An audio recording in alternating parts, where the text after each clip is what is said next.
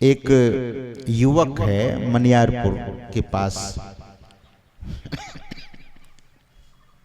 गांव का नाम मैं बोल रहा हूं, बौसी के करीब है।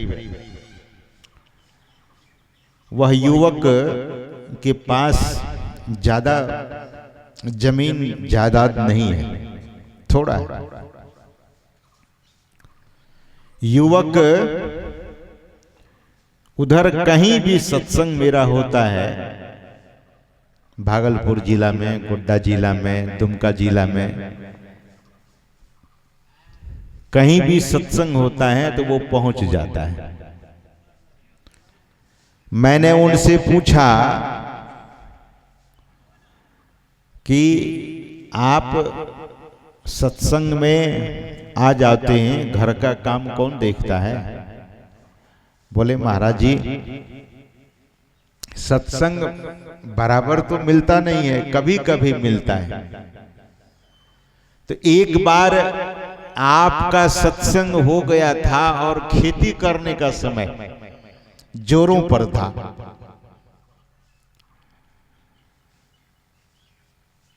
सभी लोग खेतों में बीज डाल रहे थे, बीज बो रहे थे। जब मैं चलने लगा तो मेरी मां मुझसे कहने लगी कि जब देखो, जब सत्संग का नाम सुनते हो तुम तो भाग जाते हो सत्संग में, तब खेती वगैरह कुछ दिखता ही नहीं, सूझता ही नहीं तुम्हें।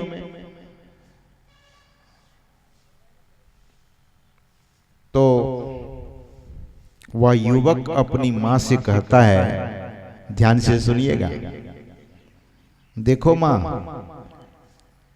खेती 2 दिनों के बाद भी हो जाएगी, मैं बीज बो दूंगा, अगर उनकी मेहर होगी, जिनके यश को मैं सुनने के लिए जा रहा हूं, श्री सद्गुरु महाराज, जिनके यश को, जिनकी कीर्ति को मैं सुनने जा रहा हूं, जिसकी महिमा को मैं सुनने जा रहा हूं, सत्संग करूंगा, सुनूंगा तो उनकी कृपा से मेरी उपज सभी लोगों से ज्यादा होगी। श्री सद्गुरु महाराज की जय। महाराज जी, मैं सत्संग में यह बात कहकर अपनी मां से इस बात को बोलकर आ गया सत्संग में, और 4 दिनों के बाद मैं बीज बोया, और सबों की फसल वैसी नहीं थी। कुछ किसान जो बहुत चालाकी किया था, बीज ही नकली पकड़ा गया था उसे, और मेरे खेत में मैं तो सोचा था कि 2 गुना उपजेगा या 1 गुना ही उपज जाए, लेकिन जब मैं अपने फसल को काटा तो 4 गुना फसल हुई। श्री सद्गुरु महाराज की जय। विश्वास बहुत बड़ी चीज है, इसीलिए मैं निवेदन करता हूं कि मेहनत हम सबों की, फल देने वाले वो होते, फल वो देते हैं, लेकिन जिसका मन बड़ा बहुत हिसाब किताब में लगा होता है, तो भगवान भी उसे हिसाब किताब से ही फिर देते हैं। तो यही निवेदन है कि सत्संग के संबंध में वेद, भगवान वेदों की ऋचा को हम सुन रहे थे। ओम युञ्जानः प्रथमं मनस्तत्त्वाय सविता धियम् अग्नेर्ज्योतिर्निच्चाय पृथिव्या अध्याभरत। ओम शांति शांति शांति। किसी भी वेद ऋचा के अंत में ओम शब्द बोला जाता है, और ओम अक्षर पुरुष है। ओमेति अक्षरम ब्रह्मा, ऐसा वेद भगवान कहते हैं। तो ओम इसलिए बोला जाता है शुरू में भी, ओम युंजानः। ओम वह शब्द है जो तीनों ताप को मिटाने का संदेश दे रहा है। वेद में केवल ओम तो नहीं है। वेदों में आपने कभी वेद पढ़ा होगा, देखा होगा, या साधु महात्माओं के मुखारविंद से सुना होगा, तो वेदों में केवल ओम ओम ओम ओम ओम ऐसा नहीं लिखा हुआ है। ऋचाओं के शुरू में और ऋचाओं के अंत में ओम लिखा होता है। मतलब क्या? ओम यह संदेश देता है कि ओम में 3 अक्षर है, अ, उ और म, हल। म हल, हलंत है। मतलब ओ का क्या मतलब है, ऊ का क्या मतलब है, और मो का क्या अर्थ है।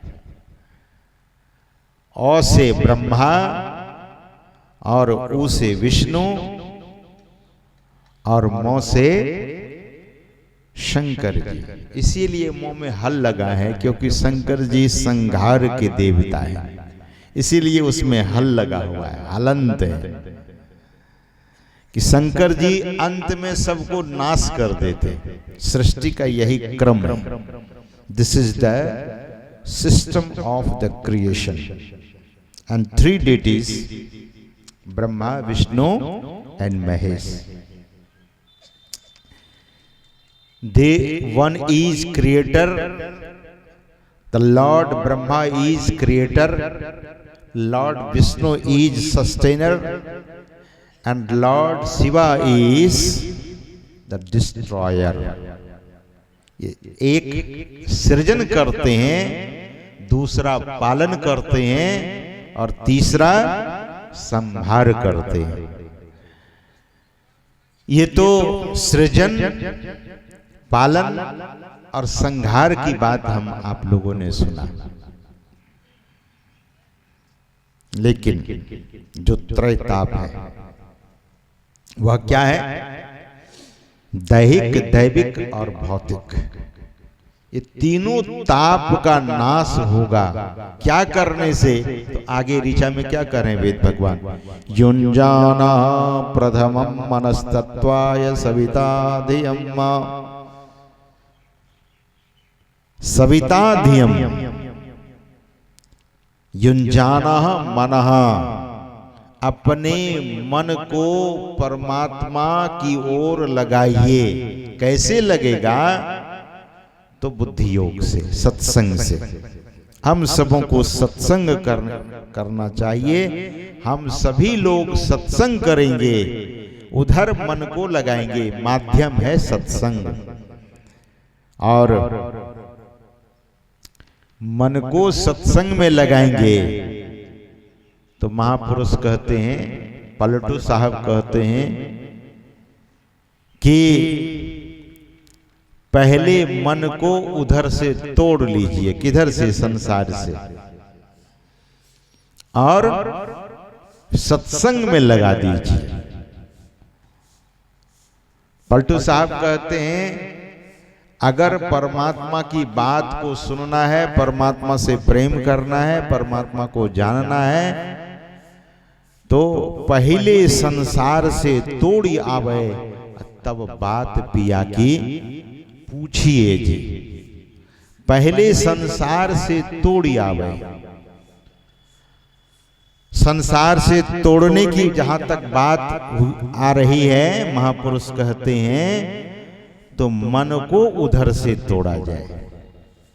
संबंध तोड़ने के लिए नहीं कहा गया है कि माता से रिश्ता तोड़ लेंगे, पिता से रिश्ता तोड़ लेंगे, भाई बहन से रिश्ता तोड़ लेंगे, पति पत्नी से रिश्ता तोड़ लेंगे।